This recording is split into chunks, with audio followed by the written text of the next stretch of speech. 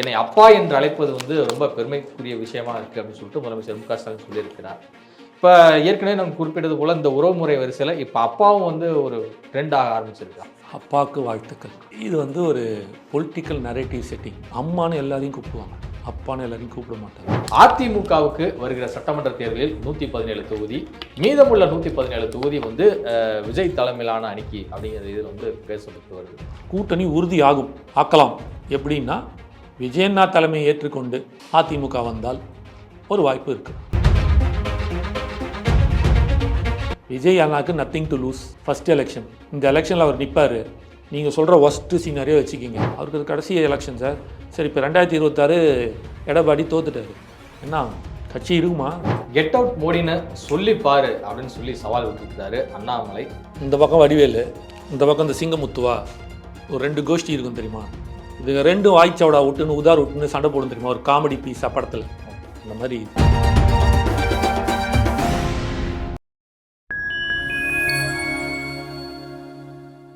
Fine time voice நேயர்களுக்கு வணக்கம். நான் உங்கள் சங்கீத். நம்ம சிறப்பு நிகழ்ச்சியில் நம்மோடு இணைந்திருக்கிறார் தமிழ்நாடு இளைஞர் கட்சியின் மாநில துணைத் தலைவர் மதிப்பிற்குரிய திரு காமேஷ் அவர்கள். வணக்கம்.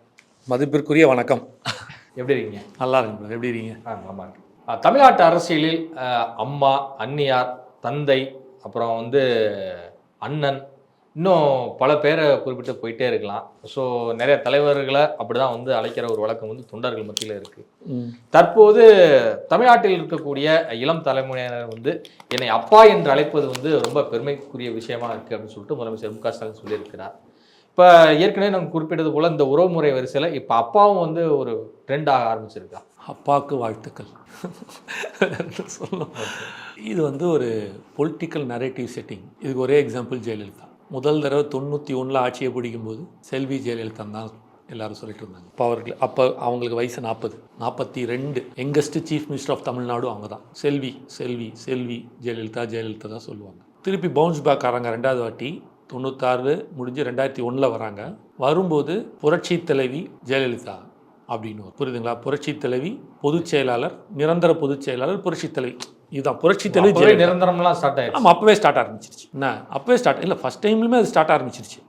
அது ஒரு அடுத்தது அடிஷ்னல். ஆனால் மெயினாக பார்த்தீங்கன்னா செல்வி ஜெயலலிதா தான் மேலே போட்டிருப்பாங்க. பேசும்போது தான் நிரந்தர பொதுச் செயலாளர்னு அவங்க பேசுவாங்க. பட் நீங்கள் எங்கே பேனர், ஃபோட்டோஸ் எதில் பார்த்தாலும், அட்வர்டைஸ்மெண்ட் எது பண்ணாலும் செல்வி ஜெயலலிதான்னு இருக்கும். அதில் வரும்போது அதுக்கப்புறம் புரட்சி தலைவி ஜெயலலிதான்னு வரும். திருப்பி 2011 உள்ளே வராங்க. வரும்போது அம்மான்னு ஆகிறாங்க. ஸோ அந்த காலத்துக்கு ஏற்ப, வயதுக்கேற்ப, மக்களின் ஆதரவுக்கேற்ப தன்னை ஒரு அடுத்த கட்டம் கொண்டு போகிறாங்கல்ல, அந்த மாதிரியான ஒரு ட்ரை தான் ஸ்டாலின் சாரும் பண்ணியிருக்காரு. அவரே சொல்கிறார், முதல்ல தளபதியாக இருந்தேன், அப்புறம் தலைவரானேன், இன்றைக்கி அப்பாவாக மாறியிருக்கேன் அப்படின்னு சொல்லி ஏதோ ஒன்று சொல்லிட்டு இருக்காரு. இங்கே ஒரு விஷயம் பார்க்கணும். அவர் இந்த ஐடியா யார் கொடுத்தாங்கன்னு தெரில. நான் அதை விமர்சனத்துக்காக வைக்கல, இதில் இருக்கிற விஷயத்தை சொல்கிறேன். அம்மானு எல்லாரையும் கூப்பிடுவாங்க, அப்பான்னு எல்லாரையும் கூப்பிட மாட்டாங்க. அதுக்கு என்ன காரணம்னா, இப்போ ரோட்டில் பார்த்து போமா, யாராவது கீழே ஐயோ பார்த்துமா, ஏமா என்னம்மா கீழே ஊந்துட்டாமா, அது என்ன வயசில் இருந்தாலும் நம்ம சொல்லுவோம். ஆனால் யாரும் என்னப்பா கீழே ஊந்துட்ட அப்படின்னு மட்டும், ஐயா பார்த்த போயா அப்படின்னு சொல்லுவோம். டக்குன்னு அப்பா வராது, ஐயான்னு தான் வரும். ஆனால் அதுதான் பெண்களுக்கான சிறப்பு, அந்த பெண்மைக்கு கொடுக்குற மரியாதை. அது இயற்கை. நம்ம அந்தளவுக்கு அந்த பெண்மையை மதிக்கிறோம். இது இன்றைக்கி நடக்கலை. கடவுள்கிட்டயே நீங்கள் பார்த்தீங்கன்னா 63 நாயன்மார்கள் சிவன் கிட்ட இருக்கும்போது எல்லாரும் நின்றுட்டு இருப்பாங்க தெரியுங்களா. காரைக்கால் அம்மையார் மட்டும் உட்காந்துருப்பாங்க. பெண்ணுக்கு கொடுக்குற மரியாதை. இந்த மாதிரிலாம் போனோம்னா சிவன் கோயில் இருக்கிற சிலைகளில் போய் பாருங்கள். காரைக்கால் அம்மையார் 63 நாயன்மார்களில் மற்ற எல்லா நாயன்மார்களும் அப்பர், சுந்தரர், மாணிக்க வாசகர், அவர் இவர் எல்லாம் நின்றுட்டு இருப்பாங்க. நின்னபடி தான் கை கும்பிட்டுட்டு சிவபெருமானை பார்த்து நிற்பாங்க. காரைக்கால் அம்மையார் மட்டும் உட்காந்துருப்பாங்க. அவங்களும் ஒரு நாயன்மார். நான் பார்த்த கோயிலில் அதை நான் விசாரித்த வரைக்கும் இதான் சொன்னாங்க. பெண்களுக்கு கொடுக்கும் முறை சிவபெருமானே இருந்தாலும் சமமாக பார்த்து உட்காந்து வைப்பாங்க. அவங்களுக்கு அந்த மரியாதை உண்டு. புரியுதுங்களா? இதெல்லாம் தான் இதை தான் நம்ம பார்க்கும்போது என்னம்மா நம்ம டக்குன்னு கேட்கும்போது அவங்களுக்கு யாருன்னே தெரியாது. ஒரு கீழே ஊந்துட்டாங்களோ ஏதோ ஒரு பார்த்துமா ஜாக்கிரதமா அப்படிம்போம். ஆனால் அதே ஒரு ஆம்பளை பார்க்கும்போது ஐயா ப்ரோ ஒன்று தமிழ் அப்படியே ஐயா பார்த்தியா என்னையா அப்படிம்போம், வயசுக்கு ஏற்ற மாதிரி. ஆனால் பெண்களை பார்க்கும்போது அது என்ன வயசாக இருந்தாலும் நம்ம அம்மா சொல்லுவோம். புரியுதா? இதெல்லாம் தானாக வரணும். அந்த அம்மா பிரில்லியன்ட்டு. அதை கண்டுபிடிச்சி எடுத்தாங்களா இல்லை தானே அந்த அம்மா நரேட்டிவ் தான் செட் பண்ணாங்க. ஆனால் அதை மக்கள் ஏற்றுக்கிட்டாங்க.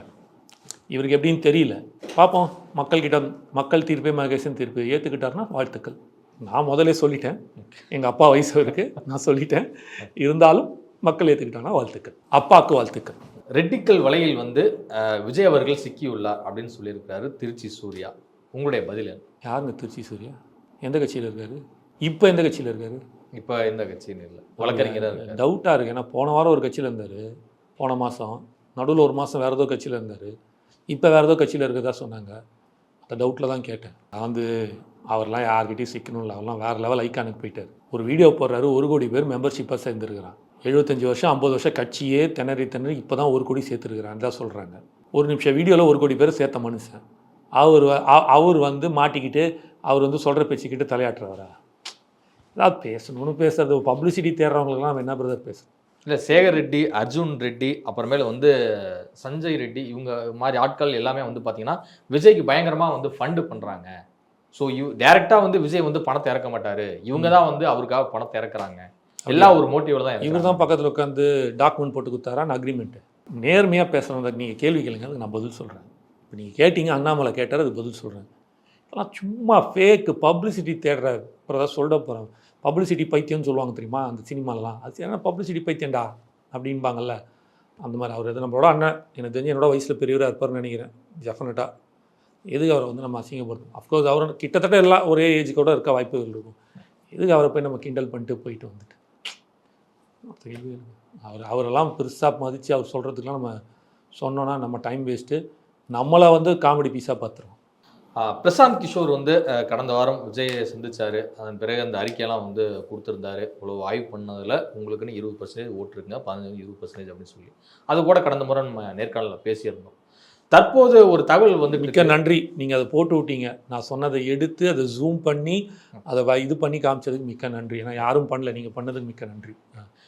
இது தொடர்பாக பல செய்திகளும் வந்துட்டு இருக்கு. என்ன அப்படின்னா, அதிமுகவுக்கு வருகிற சட்டமன்ற தேர்தலில் 117 தொகுதி, மீதமுள்ள 117 தொகுதி வந்து விஜய் தலைமையிலான அணிக்கு அப்படிங்கிற இதில் வந்து பேசப்பட்டு வருது. உண்மையில் அதிமுக தாவேகா கூட்டணி வந்து அமைய இருக்கா?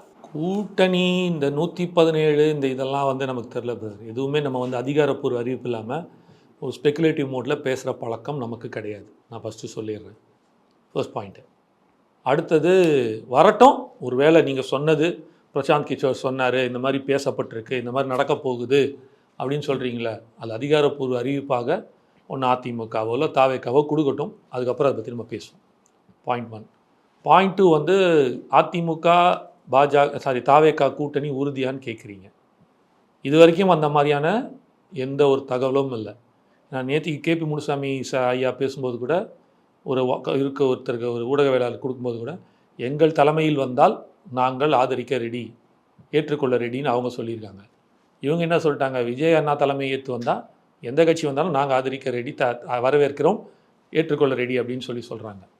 ஸோ 2 பேருமே அவங்க ஸ்டாண்டில் தான் நிற்கிறாங்க. இதுதான் ஃபர்ஸ்ட் பாயிண்ட். அதனால் இது வரைக்கும் கூட்டணி இல்லை, நடக்கலை அப்படின்றது மட்டும் தெரியுது. ஆனால் நான் என்ன வைக்கிறேன் அப்படின்னா, கூட்டணி உறுதி ஆக்கலாம். எப்படின்னா, விஜயண்ணா தலைமையை ஏற்றுக்கொண்டு அதிமுக வந்தால் ஒரு வாய்ப்பு இருக்குது. ஏன் அவர் 4.5 வருஷம் முதலமைச்சராக இருந்தவருங்க இபிஎஸ் இருக்கட்டும், அனுபவம் வாய்ந்த முன்னாள் அமைச்சர்கள். 60 வருஷம் காங்கிரஸ் கட்சி நடத்தி கட்சியா இருக்கு அதிமுக. அதுதான் எதிர்கட்சி அந்தஸ்துல இருக்கு. அவங்க எப்படிங்க விஜய் கிட்ட இறங்கி வருவாங்க? 60 வருஷம் கட்சி சார் காங்கிரஸ். அந்த 60 வருஷத்தில் 45 வருஷம் அவங்க தான் சார் வந்து பிரைம் மினிஸ்டராகவே இருந்திருக்கிறாங்க. ஆட்சி கவர்மெண்ட்டே அவங்களது தான். இன்றைக்கி தமிழ்நாட்டில் எங்கே இருக்காங்க? எத்தனை சீட்டுக்கு போய் நிற்கிறாங்க? ஒரு நேஷ்னல் உலகமே தெரிஞ்ச கட்சி காங்கிரஸ், உலகத்துக்கு எல்லாருக்கும் தெரிஞ்ச கட்சி தான், இல்லைன்னு சொல்லவே. 1885 ஆலன் ஆக்டிவ் மூலமாக ஆரம்பிக்கப்பட்ட கட்சி. அப்போது எத்தனை வருஷம் கட்சி? நான் வெறும் சுதந்திரத்துக்கு அப்புறம் பேசிகிட்டு இருக்கேன். நான் அதுக்கு பின்னாடிக்கெல்லாம் நான் போகக்கூட இல்லை. சுதந்திரத்தில் காந்தி ஆரம்பித்து அதுக்கு முன்னாடி ஆரம்பித்ததுக்குள்ளெல்லாம் நான் போகல. சரிங்களா? 140 வருஷம் கட்சி. ஆமாம், நான் வெறும் இந்த 60 வருஷம் பேசுகிறேன். நான் சொல்ல ஆட்சிக்கு வந்து 60 வருஷத்து இருந்தாங்க. அவங்களே 10 சீட்டுக்காக போயிட்டு திமுக நிற்கிறாங்க. தமிழ்நாட்டை தானே திமுக யாருக்காவது தெரியுமா? திமுகவில் ஒரு சீட்டு ஜெயிக்க முடியும், ஒரு கவுன்சிலர் ஜெயிக்க முடியுமா தமிழ்நாட்டை தாண்டி? அவங்க தான் மாநில கட்சின்னு அங்கீகரிச்சிட்டாங்க. அப்புறம் தான் சார் சொல்கிறேன், நேஷ்னல். அப்போ யார் பின்னாடி நிற்கணும்? இப்போ நீங்கள் தானே சார் சொன்னீங்க. சார் 50 வருஷ கட்சி சார், அவங்க போய் இவங்க பின்னாடி நிற்கலாமான்னு. அவ்வளோ பெரிய கட்சி சார், இந்தியாவே ஆண்ட கட்சி. தமிழ்நாட்டை வந்து இந்தியாவே ஆண்ட கட்சி, இந்தியாவையே ஆண்ட கட்சி, ஒட்டுமொத்த இந்தியா உலகமே திரும்பி பார்க்க வச்ச கட்சி, மாபெரும் தலைவர்கள் இருந்த கட்சி, நேருவிலிருந்து இந்திரா காந்தியிலிருந்து பல பெரிய தலைவர்கள் இருந்த கட்சி. காமராஜரும் அதில் பொறுத்துவார். காங்கிரஸ் தானே அப்பேற்பட்டவர். இன்றைக்கி என்ன சார் 10 சீட்டுக்கு போய் நிற்கிறீங்க? கம்யூனிஸ்ட் எவ்வளோ பெரிய கட்சி சார்? இந்தியாவாவது காங்கிரஸாவது இந்தியா, கம்யூனிஸ்ட்டு உலகம் பூரா இருக்குது. அவங்க என்ன சார் பண்ணுறாங்க? 2 சீட்டுக்கு போய் நின்றுக்கிறீங்க. நான் சொன்னது லாஜிக் கரெக்டாக இல்லையா? நான் உருட்டெல்லாம் இல்லை, உண்மையை தானே பேசுகிறேன். நான் சொன்னது உண்மை இல்லை, உண்மையை தானே பேசிகிட்டு இருக்கேன். அப்புறம் எதுக்கு சார் இப்போ அங்கே நிற்கிறீங்க? காலத்தோட சூழ்நிலை அப்படி இருந்தால் ஏற்றுக்கிட்டு தான் சார் ஆகணும்.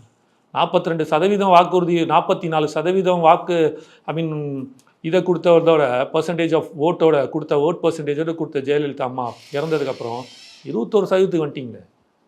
அடுத்த 4 வருஷம் சீஃப் மினிஸ்டர் அந்த 4 வருஷத்தை ப்ளஸ் இப்போ ஒரு 4 வருஷம், 8 வருஷமா மொத்தம் இது வரைக்கும் 21% வந்துட்டிங்களே. தொடர் தோல்வி. ஜெயலலிதாவுக்கு தொடர் தோல்வி கிடையாது. தமிழ்நாட்டை ஆண்டவனாலும் காப்பாற்ற முடியாது. மீண்டும் ஜெயலலிதா ஆட்சிக்கு வந்தால்னு யார் சொன்னார்? சூப்பர் ஸ்டார் சொன்னார். மாபெரும் கூட்டணியை கொண்டு வந்தாங்க. மூப்பனார், ரஜினி சார், திமுக, இன்னும் பல கட்சிகள்லாம் ஒன்று சேர்ந்துச்சு. திருப்பி அந்த அம்மா வந்து 96க்கு அப்புறம் எப்படி சார் பவுன்ஸ் பேக் ஆனாங்க? 2001 91 to 96 அந்த அம்மா, 96ல் திமுக வருது. 2000 எப்படி சார் பவுன்ஸ் பேக் ஆனாங்க? திருப்பி எப்படி சார் 2011 பவுன்ஸ் பேக் ஆகிறாங்க? ஏற்றத்தாழ்வு இருக்கும், வெற்றி தோல்வி சகஜம். ஆனால் பவுன்ஸ் பேக் ஆகிறாங்க பார், அவன் தான் தலைவன். விட்டதை பிடிச்சான் பார்த்தியா? அந்த அம்மா தொடர்ந்து தோல்வி. 95 அப்புறம் இல்லவேலாம் அந்த அம்மா பற்றி பேசவே மாட்டோம்.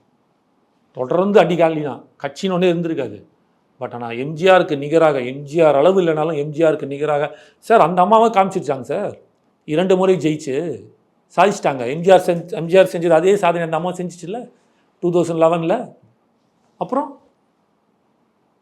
அந்த பவுன்ஸ் பேக் இல்லையா அவங்கக்கிட்ட? தொடர் தோல்வி தானே. அந்த அம்மா எலெக்ஷன் தோற்றா கூட அடுத்த நடக்கிற எம்பியில் ஜெயிச்சிருவாங்க. எம்பி தோற்றா அடுத்தது இதில் ஜெயிச்சிருவாங்க. ஒரு எலெக்ஷனில் பிடிச்சிருவாங்க. அது என்ன மிராக்கள்லாம் நமக்கு தெரியாது. As a leader she will do, she will bounce back and she will win. வெற்றி மட்டும்தான் இங்கே பேசப்படும். எடப்பாடிக்கு இல்லை. இன்றைக்கி வந்து உண்மையாக சொல்லணும்னா இன்றைக்கி வந்து 2ஆம் இடத்தில் இருப்பது தாவேகா. ஸோ இப்போ ஆப்வியஸ்லி எலெக்ஷனே சந்திக்கல சார். இவங்க வந்து எலெக்ஷனை சந்திச்சு சார் இப்ப சொன்னீங்க பிரசாந்த் கிஷோர், பிரசாந்த் 66 எம்எல்ஏ வந்து ரெட்டல சிம்பிள் இருந்து சட்டமன்றத்துக்குள்ள இருக்காங்க. ரொம்ப சிம்பிள். உங்க கணக்கு பிரகாரமே வச்சுக்கோங்களேன். விஜய் அண்ணாக்கு nothing to lose. First election, இந்த எலெக்ஷனில் அவர் நிற்பார். நீங்கள் சொல்கிற ஒஸ்ட் சீனரியே வச்சுக்கிங்க. 15% சொல்லிட்டாருன்ட்டீங்க. எல்லாருமே கொடுத்த கருத்து கணிப்பு. பிரசாந்த் கிஷோர் வரைக்கும் நீங்களே சொல்லியிருக்கீங்க. ஜெயிச்சவர் 10ல் 8 ஜெயிச்சு கொடுத்த மனுஷன் வச்சுக்க. உங்கள் பிரகாரமே நான் வரேன்னு. என்னை பொறுத்தவங்களும் தனிப்பட்ட கருத்து 26 அவர் ஜெயிப்பார், கொண்டு போவார். வேற ஒரு உள்ளே இறங்கினா வேற ஒரு களம் வரும்ன்றது. இதுக்கு மட்டுமே நான் பேசுகிறேன். நீங்கள் சொன்ன பாயிண்ட் வச்சு நான் சொல்கிறேன். கட்சி ஆரம்பித்து 2 வருஷத்தில் 15% அங்கீகரிக்கப்பட்ட கட்சி தானே. கட்சி ஆரம்பித்து 2 வருஷத்தில் அங்கீகரிக்கப்பட்ட கட்சி, அதுவும் தமிழ்நாட்டில்ன்றது சாதாரண விஷயம் கிடையாது. மாபெரும் சாதனை, மாபெரும் சாதனை, டவுட்டே கிடையாது. ஏன்னா 20 வருஷம் 30 வருஷம் 15 வருஷம் நடத்த கட்சியே இன்னும் நெருங்க கூட இல்லை. இப்போ தான் 1-2 கட்சிகள் 8% வாங்கி தோற்றுருக்கு. டபுள். அவருக்கு அது கடைசி எலெக்ஷன் சார். சரி, இப்போ 2026 எடப்பாடி தோத்துட்டாரு. என்ன கட்சி இருக்குமா? இல்லை, 2026 எடப்பாடி தான் முதல்வர்னு சொல்லிட்டு வராங்களே அதிமுக. அவங்க சொல்லுவாங்க சார். இப்போ எங்கள் கட்சி பசங்களை போய் கேட்டிங்கன்னா 2026 தமிழ்நாடு கட்சி தான் ஜெயிக்கும், நாங்கள் தான் எங்கள் அண்ணன் தான் முதல்வர்னு கூட சொல்லுவாங்க. ஏதோ கலார்த்தம்னு ஒன்று இருக்குல்ல. சீமான் அண்ணன் கூட தான் சொல்லிட்டு இருக்காரு. நாம் தமிழர் தம்பிகள்லாம் சொல்லுவாங்க 2026 எங்கள் அண்ணன் தான் முதல்வர் பாருங்க அப்படிம்பாரு. சீமானுக்கே தெரியும், சீமான் அண்ணனுக்கே தெரியும் எது உண்மைன்ட்டுன்னு. பேசுறது வச்சுலாம் சொல்லாதீங்க. அப்போ பாஜக வந்து 2026 ஆட்சியை பிடிப்போம்னு சொல்லியிருக்காங்க. பிடிச்சிருவாங்களா? வாய்ப்பு இருக்கா? தமிழ்நாட்டில் நார்மலாக பேசுவோம். என்ன கல நிலவரமோ அதை பேசுவோம். அந்த பாயிண்டில் இப்போ கூட நான் வந்து விஜயன் ஆட்சியை பிடிச்சிருவார் நான் சொல்லவே இல்லையே. எதை நோக்கி பயணிச்சிருக்காரு தான் நான் சொல்லிட்டு இருக்கேன். அவர் தாங்க முதலமைச்சர், அவர் தாங்க ஜெயிக்க போகிறாரு அப்படின்னு நான் எங்கேயா சொன்னேன்? அது வேற, அந்த டாப்பிக்கே வேற. அது எப்படி ஜெயிப்பார் இப்படி வந்தான்றதை நான் கணக்கு இருக்கும். அது எல்லாருக்குள்ளேயும் இருக்கும். நான் அதை யாருமே குறை பண்ணி சொல்லலை. விசிகா கூட்டணியில் இருக்கிற விசிகா சொல்லும். அவங்கள போய் கேட்டான், ஆமாம் திருமாவளவன் அடுத்த முதல்வருங்க பாருங்கள் 2026 அதை விட்டுருங்க. கல நிலவரம் என்ன, யதார்த்தம் என்ன, அதை பேசுங்க. அதை வச்சு பேசும்போது நீங்கள் தான் எடுத்து வச்சிங்க. நான் வந்து பெஸ்ட்டு சீனியர் வைக்கும்போது நீங்கள் ஒஸ்ட்டு சீனியரை வைக்கிறீங்க. நான் ஒஸ்ட்டு சீனியர் சொல்லும்போது நீங்கள் அவங்களுக்கு மட்டும் பெஸ்ட்டு சீனியர் வச்சுக்கிறீங்க. இது என்ன ஓரம் வந்துன்னு எனக்கு தெரியல. தாவேக்கா வருது, விஜயநாயக் மட்டும் ஒஸ்ட்டு சீனியர் எடுத்து வச்சுக்கிறீங்க. இல்ல நான் என்ன சொல்ல வரேன், அதிமுக வரும்போது பெஸ்ட் சினாரியோவா சார்? நீங்க பெஸ்ட் ஜெயிச்சிட்டாருன்னா பிரச்சனை இல்ல சார். ப்ரோ ஜெயிச்சிட்டாருன்னா பிரச்சனை இல்ல, ஜெயிக்கல தோத்துட்டாரு அதுக்கு பதில் சொல்லுங்க. அவர் தலைமை இருக்குன்றீங்களா? 26ல் எடப்பாடி ஐயா தோத்துட்டாரு. ஓகே, நான் இப்படியே வச்சுக்கிறேன். 5 முனை போட்டி, அவங்க போல, அவர் கூட தனிச்சு தான் நிற்பேன்னு நிற்கிறாரு. ஜெயிச்சிட்டாருன்னா அது வேற. ஜெயிக்கல தோத்தால் திமுக தான் ஜெயிக்க போகுதுன்னு வந்துச்சு, ஏதோ ஒன்று வந்துருச்சு வச்சிங்க, அந்த ரிசல்ட்டை விட்டுருங்க. 5 முனை போட்டினா அது ஆட்டோமேட்டிக்காக அதெல்லாம் சொல்ல முடியாது. அப்படிலாம் ஒன்றுன்ற அவசியம் இல்லை. 5 முனை போட்டியில் திமுக தான் ஜெயிக்கணுன்ற அவசியம் கிடையாது. அதுவே தப்பு. கூட்டணி ஸ்ட்ராங்கா இருக்கு சார். கூட்டணி எல்லாமே ஸ்ட்ராங்கா இருக்கிறதுனால அவங்களுக்கு என்ன ஓட்டு போடுமாப்பா? பயங்கர ஸ்ட்ராங்கான கூட்டணிப்பா. 2000 ஆரம்பிச்சுக்கோ அவங்களுக்கு கணக்கு. இவங்க ஒரே ஒரு தனிப்பா 1 ஆரம்பிங்க வரப்போகுது. 2 பேருக்கு 0 தானே, மக்கள் ஓட்டு போடுறது தானே. அப்புறம் மக்கள் நல்ல கூட்டணின்னு ஒன்று இருந்துச்சு, 16 கட்சி சேர்ந்து இருந்துச்சு, ஜெயிச்சிட்டாங்களா? இப்ப நடந்துச்சு இந்தியா கூட்டணின்னு 28 கட்சி, இந்தியாவில் இருக்கிற எல்லா மாநில கட்சியும் சேர்ந்துச்சு. யார் ஆட்சி அமைச்சது? கூட்டணி செம்ம ஸ்ட்ராங் சார். பாஜக ஸ்ட்ராங்கான கூட்டணி, ஒத்துக்கிறீங்களா? மம்தா, அரவிந்த் கெஜ்ரிவால், எல்லா பெரும் தலைவர், திமுக, அகிலேஷ் யாதவ், யார் இல்லை அந்த கூட்டணியில? அவ்வளோ ஸ்ட்ராங்கான கூட்டணி சார். ஆட்சி அமைக்க முடிஞ்சுதா? தோத்தாங்கல்ல. அப்புறம் நீங்க அந்த கூட்டணி வச்சுலாம் போட, சும்மா இதெல்லாம் ஒரு ஒரு நரேட்டிவ் செட்டிங். மக்கள் தான் டிசைட் பண்ணோம் அந்த கூட்டணி வேணுமா வேண்டாமா அப்படின்ட்டுன்னு. என்னோட கேள்விக்கு நீங்க பதிலே சொல்லியே, அப்படியே நழுவுறீங்களே. சொல்லுங்க. எடப்பாடி தோத்துட்டாரு 26ல், ஜெயிச்சார் அது வேற கதை, விட்டுருவோம். தோத்ததுக்கு நம்ம எப்பவுமே ஒஸ்ட் சினாரியோ தான் பேசுறது. பெஸ்ட் நம்ம தேவையில்லை. அப்போ அதிமுக இருக்காதுங்கிறீங்களா? அவரோட தலைமையே இருக்காது, கிட்டத்தட்ட அதிமுக இருக்காது. அடுத்து யார் தலைமை? ஓபிஎஸ் திருப்பி வருவாரா? ஏற்றுப்பாங்களா? அவரே எங்கேயாவது ஏதாவது ஒரு கட்சியில் ஒன்றிக்கணும்னு சொல்லிட்டு ஓடி நிற்கிறாரு. நிபந்தனையின்றி இணைய தயார்னு சொல்லிட்டு இருக்காரு சார். அப்படிதான் சார் சொல்லுவார், வேற என்ன சொல்றாரு? அப்புறம் எதுக்கு சார் சொல்றாரு என்கிட்ட ஒரு ரகசியம் இருக்கு, அதை நான் சொன்னேன்னா பொதுச் செயலாளராகவே இருக்க முடியாது? ஏன்னா 4 வருஷமா பூச்சாண்டி காட்டுறீங்களா? நம்ம அண்ணாமலை சொல்வார் பார், என்னிடம் சிடி இருக்கு, என்கிட்ட அது இருக்குது, நான் வெளியில் விட்டேன் அப்படின்னா இதுவாகிடும், காவல்துறை அதை செய்யணும்னு வெயிட் பண்ணிட்டு இருக்கிறேன். அப்புறம் நீங்கள் எதுக்கு பேசுகிறீங்க அதை பற்றி? எதுக்கு இதுன்றேன். நீ அரசியல் தானே பண்ண வந்திருக்க, அவன் பண்ண தப்பை நீ சுற்றி காமிச்சேன்னா உனக்கு தானே அட்வான்டேஜ். எடுத்து போட்டு போயிட்டே இருக்க வேண்டியதானே. ஏன் 2 பேரும் இதை விட ஓபிஎஸ் அசிங்கப்படுத்தி கேவலப்படுத்தி ஓரங்கட்ட வாய்ப்பு இல்லை. இன்னும் நான் ரகசியம் இன்னும் வச்சுனே இருப்பாரா பக்கத்துவா? அப்போ லாஜிக்கே இல்லைன்னு தானது வருது. இருந்தால் எடுத்து போட்டு அடிச்சு முடிச்சுட்டு, இப்போ சார் இப்போ ரொம்ப சிம்பிளாக எடுத்து போட்டு அடிச்சாருன்னா பொதுச்செயலாளர் அவுட்டு. அப்போ எல்லாரும் ஓடி போய் ஓபிஎஸ் காலில் ஊந்துருவான்ல. அப்போ ஓபிஎஸ் ஆட்டோமேட்டிக்காக கட்சி தலைவர் ரைடு வரல. ஏன் பண்ணாமல் கம்முன்னு மூடி உட்காந்துருக்காரு? அந்த அம்மா ஒன்று சொல்லிட்டு இருக்கிறாங்க, நான் சில திட்டங்களை வைத்து இருக்கிறேன், 26ல் பாருங்க. இதுதான் 4 வருஷம். எல்லாரும் இப்படி தான் சொல்லிக்கிறீங்க. கட்சியில் என்ன நடக்குதுங்க? நடக்கலைல்ல. நீங்கள் ஏன் உள்கட்சிக்குள்ளே பிரச்சனை வருது? ரொம்ப சிம்பிள். செங்கோட்டையன் மேட்டர் தான்.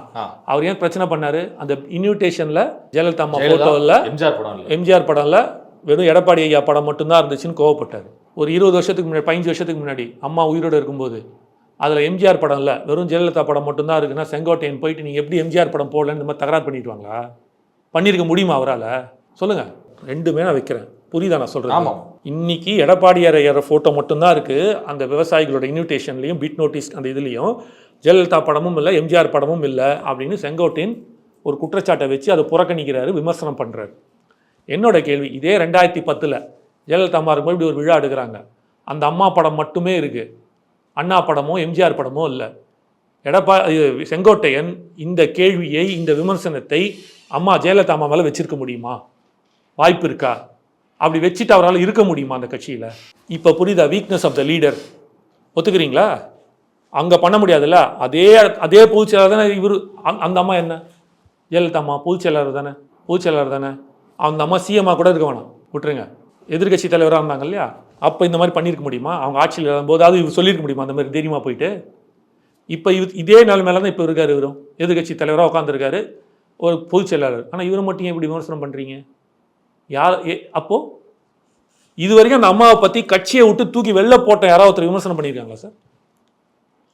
இந்த அம்மா நினச்சா உள்ளே வச்சுக்க, நினச்சா தூக்கி போடும்.